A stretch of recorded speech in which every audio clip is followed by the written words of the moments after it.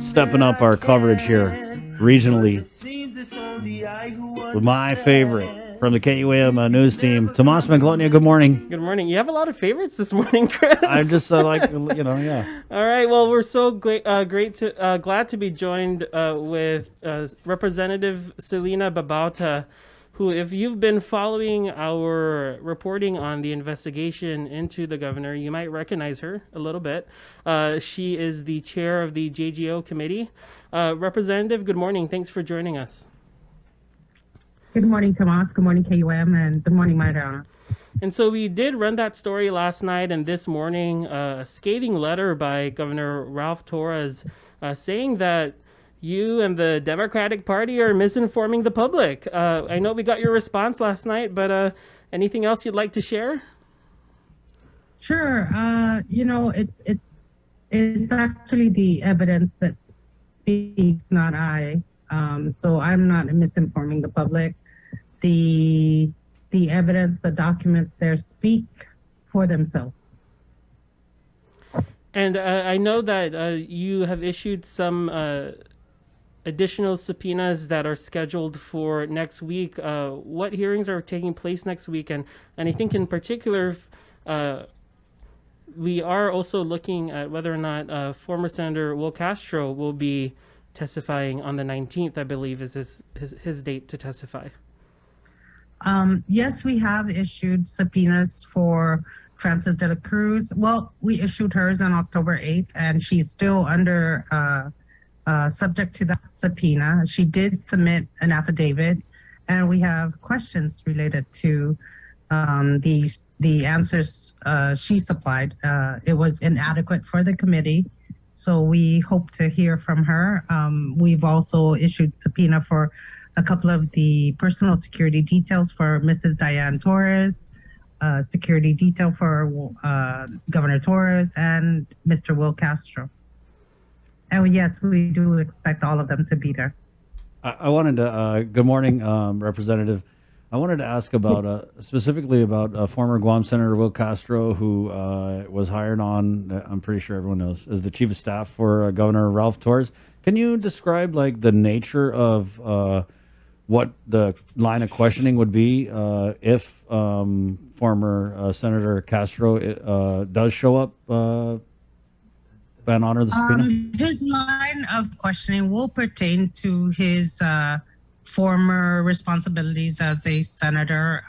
In the governor's travel documents and reimbursement documents, there are many instances where the governor has implicated him, naming him, providing a gift or travel to Mr. Will Castro as a former senator. He will not, under the subpoena, we will not ask him any questions into his duties currently as the chief of staff to the governor. Dispenser Representative, but you kind of broke up there a little bit when you were talking about the line of questioning. Could you repeat that, please? Oh, I'm so sorry.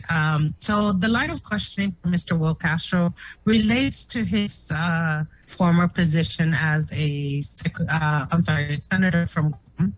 There were many instances in the governor's documents that allude to meetings with him and providing material things to the former senator. So that's what the line of questioning will be on. Are you talking about the bottle of scotch? Among others, yes. Oh, I see. Among others. Okay. And so, Congresswoman, I just also wanted to ask, one thing that you mentioned in our interview yesterday is that the governor's letter to you kind of foreshadows his maybe future response to when the subpoena is executed ultimately. What is the plan moving ahead in terms of questioning the governor himself? He did propose a written response. He said you don't even need to respond legally, and that it's something you won't entertain. But with the probe set to wrap up before the end of the year that you mentioned yesterday, what is the plan for Governor Torres to answer these questions from the committee themselves? Well, we've already indicated that, and as we have come to see with the subpoena issued to Ms. Frances de la Cruz, and her providing an affidavit that written responses are in no way a substitute for live testimony. So we will expect him, and we hope he appears. Just as he said, he's willing to answer these questions. As far as him putting a deadline on when we can give him questions, the executive branch doesn't get to dictate what rules or the timeliness of anything that we do with the JGO or the legislature for that matter.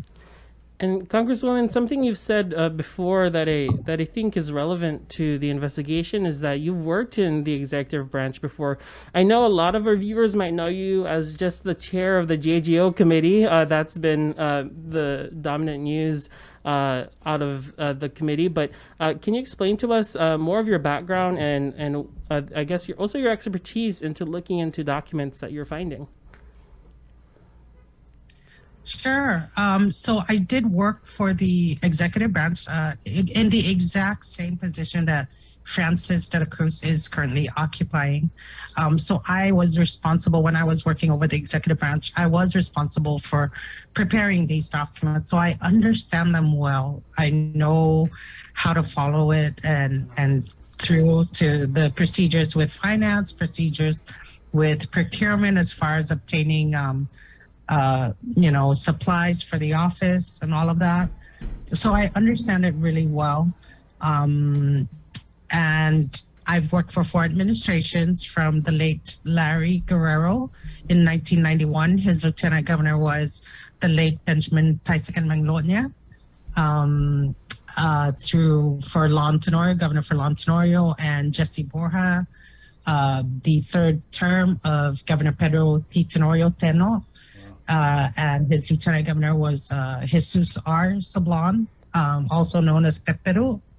And then the last administration I worked for was the administration of Governor Juan Necay Babauta, and his lieutenant governor was Diego Tenorio Benavente. So having all that experience behind me really has helped me in examining these documents. Representative, I wanted to ask a couple of questions here because I know that Tomas had done a really great story. CNMI governor sends scathing letter to investigating House committee alleging harassment, slander.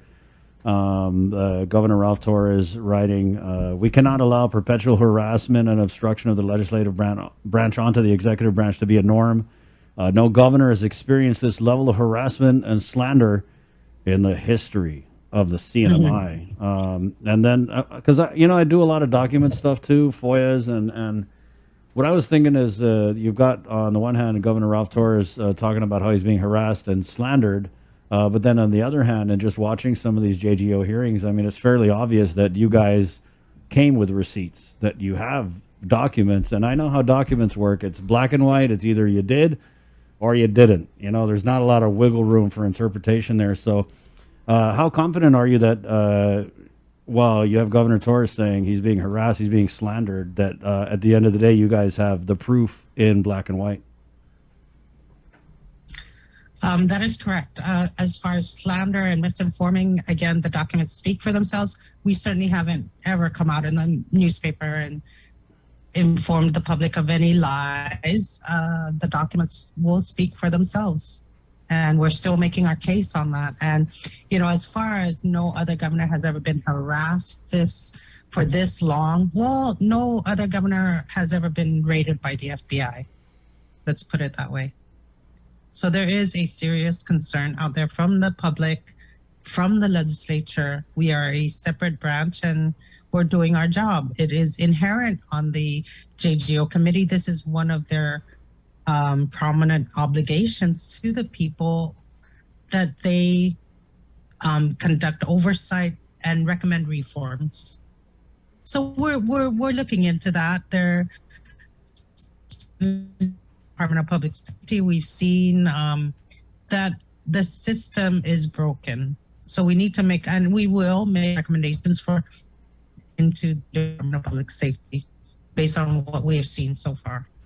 Do you think, based on Governor Torres's response, and then also the information that came out where he's saying now that, oh, I want to answer in writing, right? Do you think a lot of that is to avoid the spectacle? I mean, this would be a huge political spectacle to have a sitting governor sitting in front of your committee answering questions. Do you think that that's what that's about? I'm pretty sure it's part of their strategy, but it makes no difference. We have an obligation, and so does he, to inform the public. And that's all we're asking for. We're not harassing him. We're not certainly creating any misinformation out there. The public want to hear from him. Just as he has repeatedly said, he is willing to put this all out for the public to understand and to know. And we anticipate that, nothing more. Representative, if you could, and I don't know if you're going to be able to do this in a concise way, but just for our viewers here who are maybe late to this, can you lay out some of the allegations, charges, if you will, and then what I wanted to know, or what are some of the penalties or repercussions that could be in play should these hearings go the way that you think they're going to go? Well, we're still making our case. I'm not at liberty to say what charges, if any, but certainly some of them are, I can say some of them may be criminal in nature, but that's for the courts to determine. It is not our jurisdiction to determine any criminal or civil liability, but we're still making our case. And Congresswoman, and I know you have to go in a bit. I did want to ask you though. Yesterday, one thing you did mention was in talking about an open dialogue. One thing you did mention, and we've reported on, is your interactions with Russ Garber, his D.C. attorney. Can you share, for those who might not know? I guess you said it was $150,000 that this attorney is costing the CNMI government. Yes, at least that's for the initial phase of his contract. He is also the contract on record, just in case any judicial intervention is needed. He is listed as an attorney that may defend him in court if it comes to that. And yes, we do have the contract. All right, Congressman, thanks for your time. Is there anything else you'd like to add before we let you go? No, that's it. All right, and just one more thing though. You just got back from a trip with other representatives from different locations. Can you share a little bit about what you found there and your mission there? Sure. So I attended the National Conference of State Legislatures. I have been talking with the director of the Legislative Bureau on this for several months now, and some of the topics they put out are very, very interesting. And the reason why I attended was because with all this ARPA money coming into the states and the territories, it was important to collaborate with other legislatures and see what they're doing with respect to holding their governors accountable. And we can certainly learn from them, who have had their legislature, well established before ours. Certainly. So we asked the burning questions of these state legislatures, and it's very interesting. Some of them have come up with legislation as to how to insert their legislature's authority into these federal funds. So that's what we took away from that summit in the U.S. So we came away with it with a lot of interesting ideas for legislation and accountability. It is a common theme across the state legislatures, and I'm so glad I attended because I learned so much from them. I think you should come to Guam and do a seminar for some of our senators here, because sometimes it does seem like the role of check and balance has been a little forgotten in some ways. Representative, it's been awesome having you on. Thank you for having me. But To that effect, Mr. Burnett, I think it's important that we collaborate as a Marianas, only because we have shared regional interests in terms of healthcare, education, legislative actions moving forward with the military, everything. We definitely need to put our political, organizations down and collaborate as a Micronesia, as a Marianas, and tackle these issues. That's right, because it's divide and conquer, not unite and conquer. Representative, thank you so much for your time. And I just got to apologize on behalf of the people of Guam. I'm so sorry that someone from our island went to your island and caused that whole COVID outbreak. I'm so sorry. Our apologies. I hope you accept it. Nothing to be sorry about. It happens. We're in a pandemic. It's a global thing. So we deal with it as best as we can. Thank you. Yeah, we deal with it. Sorry. I'm just saying sorry. I'm not a head of state or anything, but just on behalf of our people here, I'm just sorry that it happened. The investigation is not completed yet, but All that right. is what we know. Okay, 600 Harmon Loop Road, Derrida, Guam, for any pigigi or blueberry bread that, I don't know what you guys have. Any. Chris, I'll bring some back in a minute. I'm sorry. I'm embarrassing Tomas now. I'm sorry. I'm just going to go. No, it's okay. Yeah, thank I'll you make so sure much. to give Tomas. Thank you, Representative, well, I'm sure we'll be in touch as the investigation moves forward. Appreciate your time, and thank you for joining us across the CNMI, Guam, and Micronesia for listening in. We'll be right back right after this break.